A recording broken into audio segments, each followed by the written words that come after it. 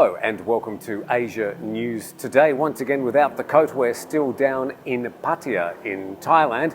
We've been down here on assignment to meet some of our customers and clients, also here at the Marine Beach Hotel, who have been very hospitable and looking after us. A lot to talk about today, so let's get started.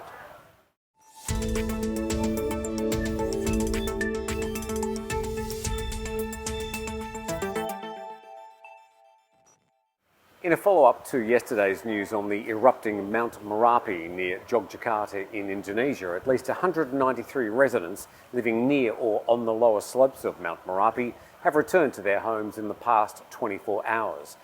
Nearly 250 had been evacuated in recent days as the active volcano continued rumbling and erupting ash and rock kilometres into the sky. Villagers around the mountain on Wednesday night said the sounds coming from the mountain were very loud, but officials now say it's safe for people living on the slopes of Merapi to return to their homes. Mount Merapi spewed hot clouds that rose 2 kilometres southeast and emitted incandescent lava 7 times, with the maximum sliding distances of 1,800 metres to the southwest of the active crater. Glad I'm not around there. It's now an offence for any Singaporean to travel or attempt to travel to Ukraine to take up arms in the ongoing conflict there. This from Singapore's Ministry of Home Affairs. The ministry says it was aware that the Ukrainian embassy in Singapore had received calls from people saying they wanted to join the International Legion for the territorial defence of Ukraine. Singapore, more than any other ASEAN country, has taken a clear stance on Russia's invasion of Ukraine and has strongly condemned the invasion. The Singapore government has called on Russia to immediately cease hostilities and respect the sovereignty, independence and territorial integrity of Ukraine. They also said, "We would like to highlight that it's an offence for any person whilst in Singapore to wage, attempt to wage or abet the waging of war against the government of any power with which Singapore is not at war." North Korea's 2 recent ballistic missile tests on February the 26th and March the 4th represent a serious escalation. This response from senior administration in the US yesterday. They responded after careful analysis, concluding that Pyongyang's successive tests involve a relatively new intercontinental ballistic missile system that North Korea is developing. Today, the US Treasury will be announcing new sanctions to prevent North Korea from accessing foreign intel and technology that could enable it to advance its prohibited weapons program. They claim the launches were a brazen violation of multiple UN Security Council resolutions, seriously raising tensions and risking destabilising the security situation in the region. The US assessment had already been shared with its allies, including South Korea, Japan and the UN. You love the Thaiger. Now subscribe to our new YouTube lifestyle channel, Bounce. Thailand's food, travel, challenges, and just about anything that isn't news. Only on Bounce.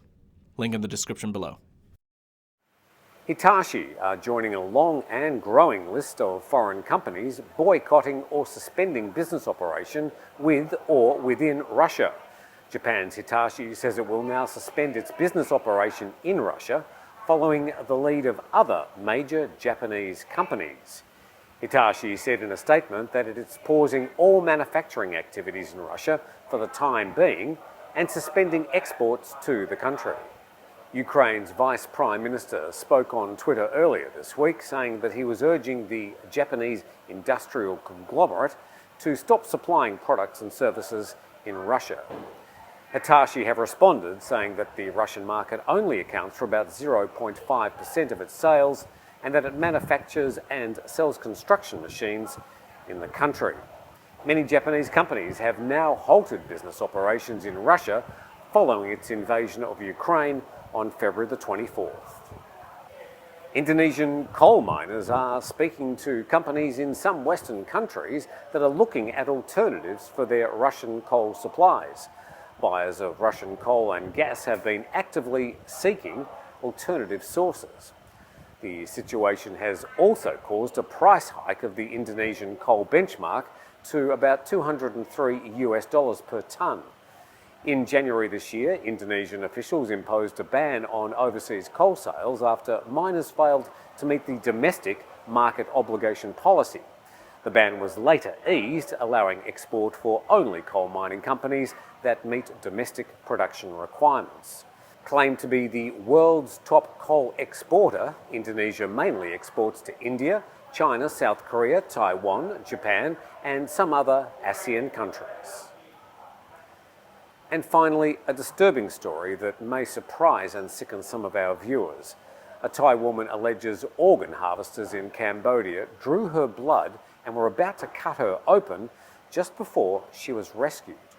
Police are now warning Thais about accepting jobs overseas, as not only can they get wrapped up in illegal scams, but police say organ traffickers have been known to remove kidneys, the liver, and even the eyes after drawing blood. The Royal Thai Police's Surachat Hakpan passed on the woman's horrific story yesterday.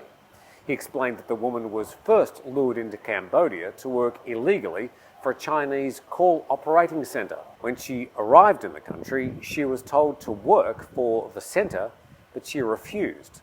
She says she was then assaulted, detained and left to starve.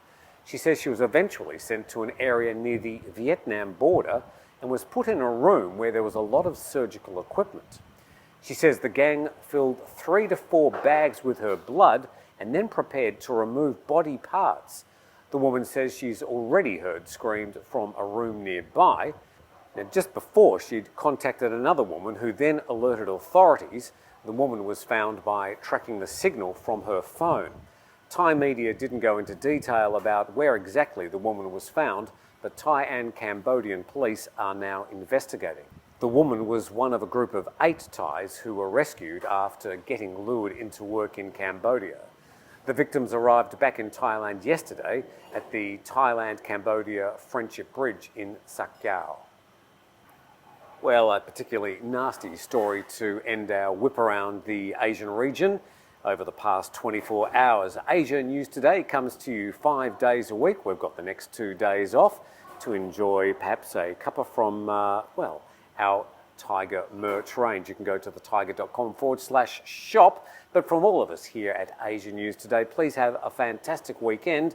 We'll be back in the office on Monday, and we look forward to seeing you for Asia News Today on Monday.